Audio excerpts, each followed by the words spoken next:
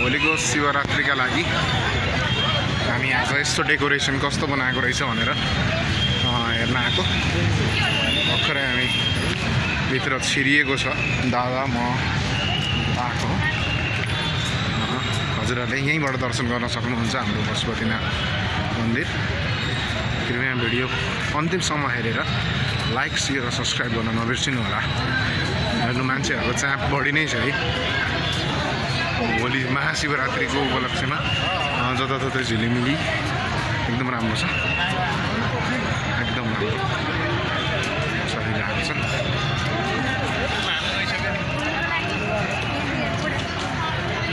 भोलिको शिवरात्रिका लागि एकदम व्यवस्थित हाम्रो पशुपति।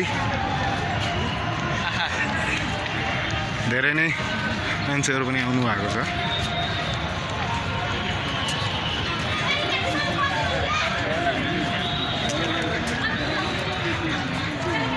हेर्न सक्नुहुन्छ है,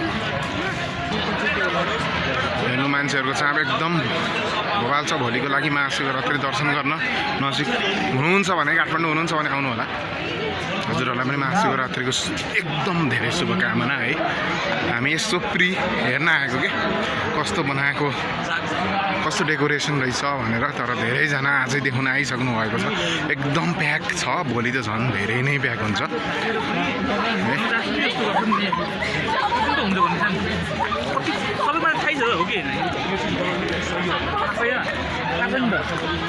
अहिले बेलुकाको त्यस्तै 6 बज्यो होला।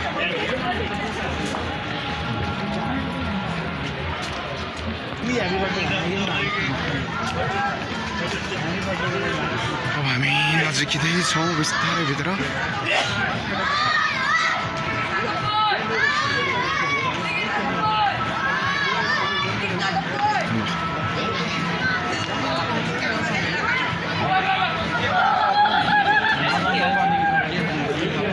हामी आइएको छौँ धन्नैबाट ठोकिएर। हेर्नुहोस् झिलिमिली एकदम राम्रो। भोलिका लागि डेकोरेसन एकदम कडा छ। हजुरहरूले यहीँबाट दर्शन गर्न सक्नुहुन्छ यो भिडियोबाट। हेर्नु त मान्छे, माई गड। आज भोलिको लागि आजदेखि नै यति धेरै भिड छ, तपाईँहरूले हेर्न सक्नुहुन्छ है। हेर्नु हेर्नु हेर्नु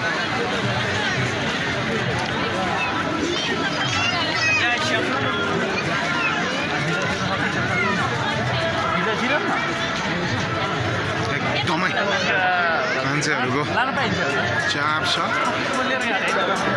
आदरणीय भक्तजनहरू, आदरणीय भक्तजनहरू, भेटघाट गर्दै गइरहेको छ। प्याकेट मार्गदेखि सावधान गर्नु होला।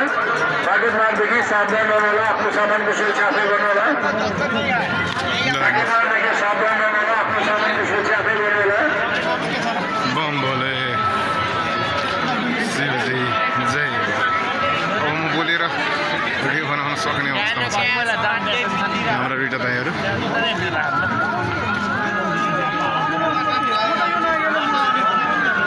उतातिर